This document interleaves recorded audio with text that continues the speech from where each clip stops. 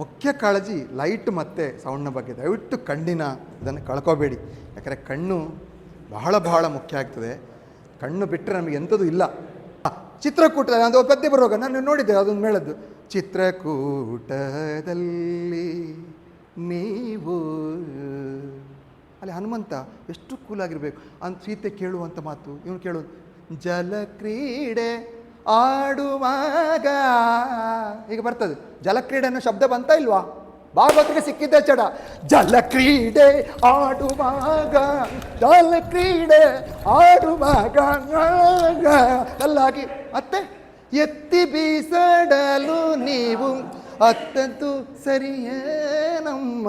ಹೌದಾ ಹೌದಾ ಹತ್ತದ್ದೌದಾ ಹತ್ತದ್ದೌದು.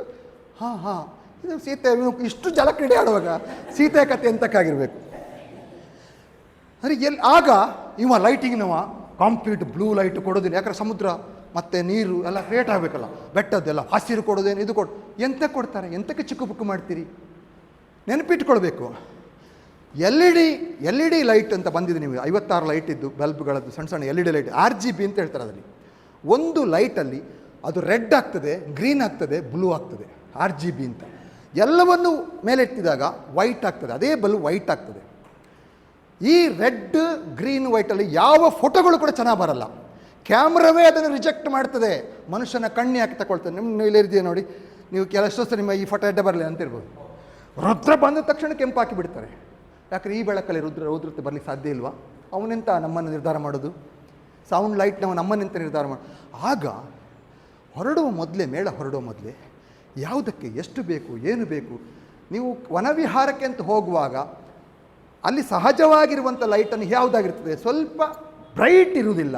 ಮರಗಳೆಲ್ಲ ಬಂದ ಕಾರಣಕ್ಕಾಗಿ ಸ್ವಲ್ಪ ಡಿಮ್ ಇರಬೇಕು ಅನ್ನೋ ಕಾರಣಕ್ಕಾಗಿ ಸ್ವಲ್ಪ ಬೇಕಾದ್ರೆ ಹಸಿರನ್ನು ಮಿಕ್ಸ್ ಮಾಡ್ಬೋದು. ಆದರೆ ಕಣ್ಣಿನ ಎಕ್ಸ್ಪ್ರೆಷನ್ ಕಾಣದ ಹಾಗೆ, ಮುಖದ ಮೇಕಪ್ ಕಾಣದ ಹಾಗೆ, ನಾವು ಎಲ್ಲಿ ಹೋಗ್ತಿದ್ದೇವೆ ಅಂತ ಕಾಣದ ಹಾಗೆ, ರಂಗಸ್ಥಳದಲ್ಲಿ ಆರ್ಟಿಸ್ಟಿಗೆ ನೆಲವೇ ಕಾಣದ ಹಾಗೆ ಕೆಳಗೆ ಬಿದ್ದದ್ದು ಉಂಟು. ಒಬ್ಬರು ಕೆಳಗೆ ಬಿದ್ದದ್ದು ಕೂಡ ಉಂಟು ನಿಮ್ಮ ಪಟ್ಟಿ.